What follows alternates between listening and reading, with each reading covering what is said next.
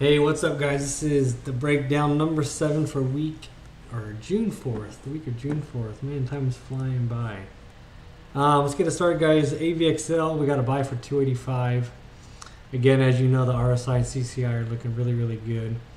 We got a new indicator. We got rid of the Williams percent.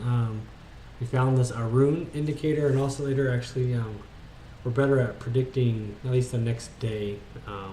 It gave us a better idea of what the next day is going to look like. So we'll talk about that a little more.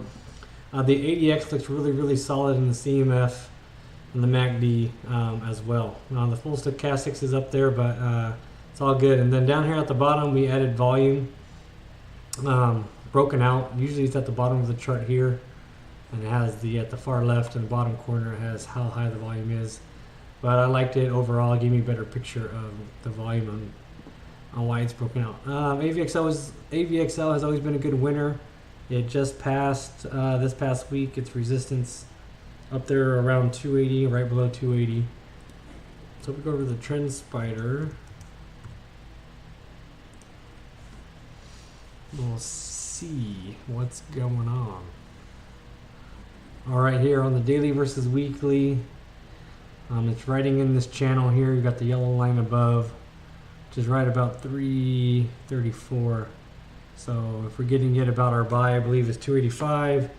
334 is a good one. And then down here at this hourly versus daily chart, the resistance, which is overlaid, is about the same, 336, 338, 334, depending on the day. And it's just riding up. So if it does bounce, it's not going to bounce too much down, which is a good sign. AXON, a buy at 195.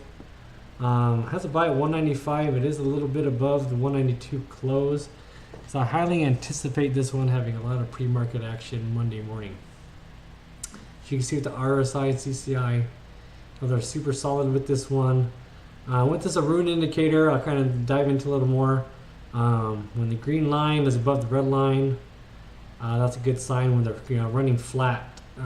This one's about 100 and the other one's at 12.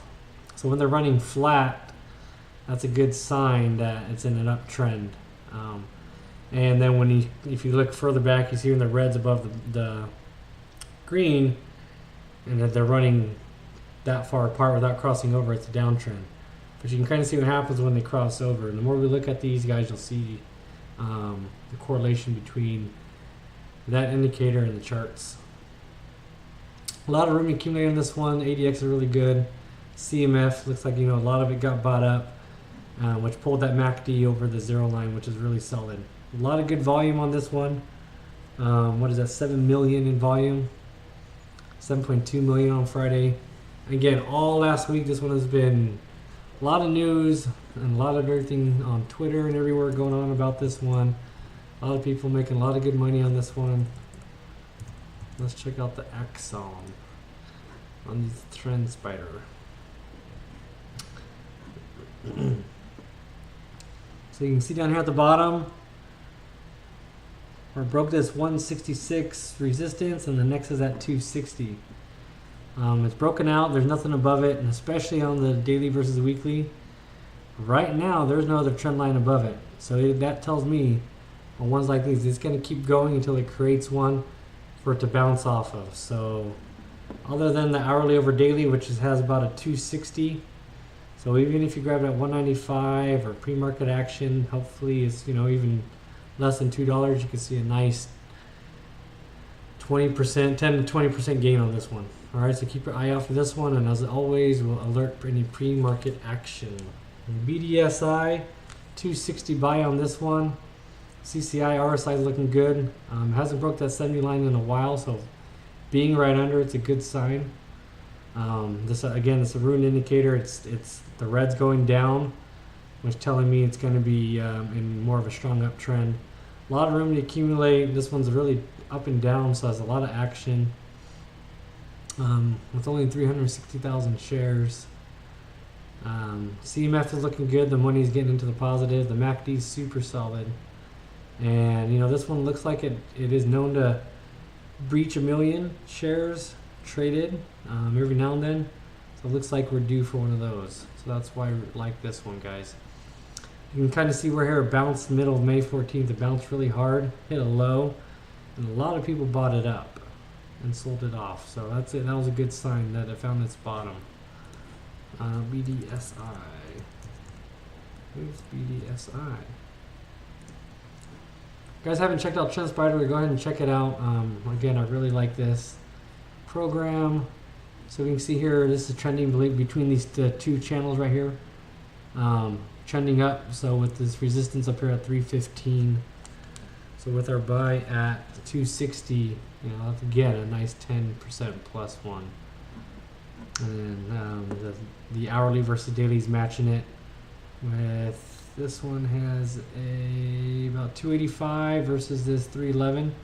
So once it breaks this 285, this dash line up here on the dailies at that 311 mark. So once on the hourly it passes 288-ish, that we know once it breaks that, it's going to go up to that. But even if it bounces off that 285, 288-ish, that's still a good 5%, right? So either way, it looks like this one's a win. SESN.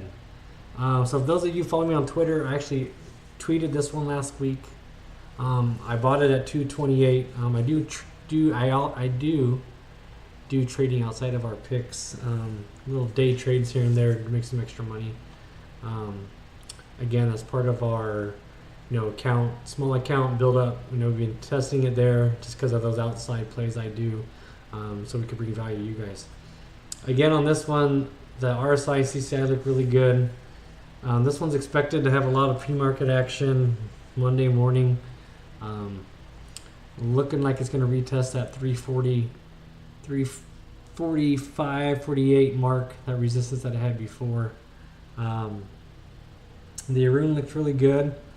The red line or the green line crossing down below here at 16 means that that's where the lowest point is going to go, and the red up high is the low of the high that is going to go. So once that red line trends down, if you look back here, early February, look at the Arun indicator, where for about February 12th. So this green line went down parallel with the red, and once it bounced and crossed the red, you saw the big pop about 2-3 days later in the chart.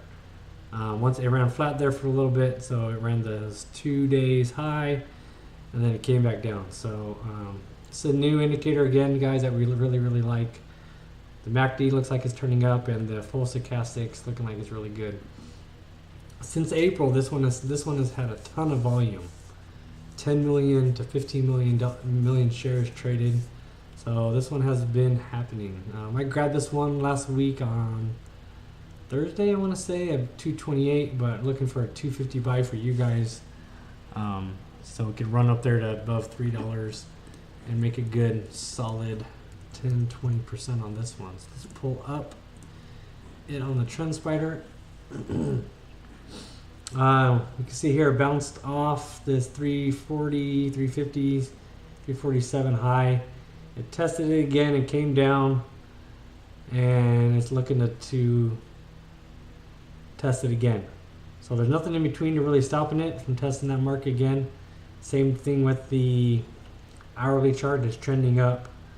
Unless something super goes sideways, it should reach that line, either this week or next week. Hopefully this week for our benefit.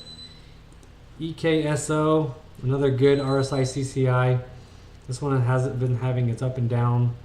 Again, same thing with SESN, the green line on the Arun indicator. Looking to bounce here soon. This only goes from 0 to 100, and it's already at 8.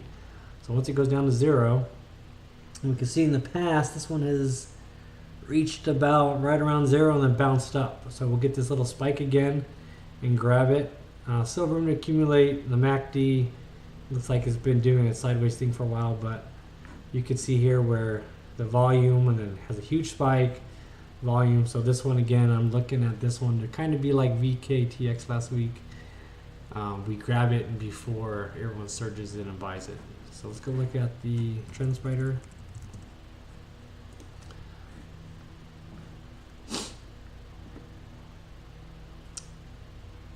Zoom in here. So EKSO, I'm banking it's going to cross this trend line here, this resistance.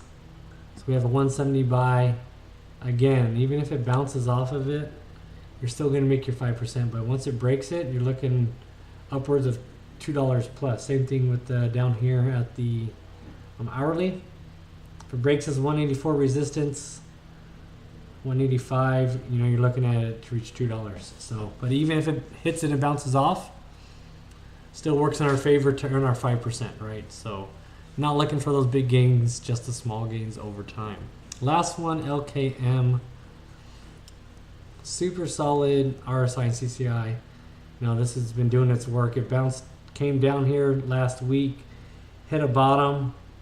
Again, the Arun indicator showed that the green flatlining at the bottom, that means that it was at its bottom, and now it's trending up. So once the green comes up and crosses over that downtrending red, we should see a really good uptrend and retest that $2 resistance.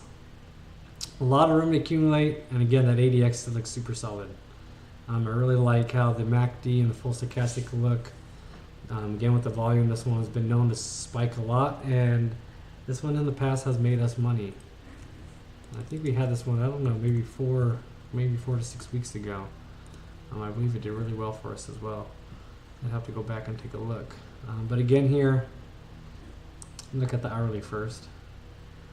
So our buy for this one would be 128. It closed at 130.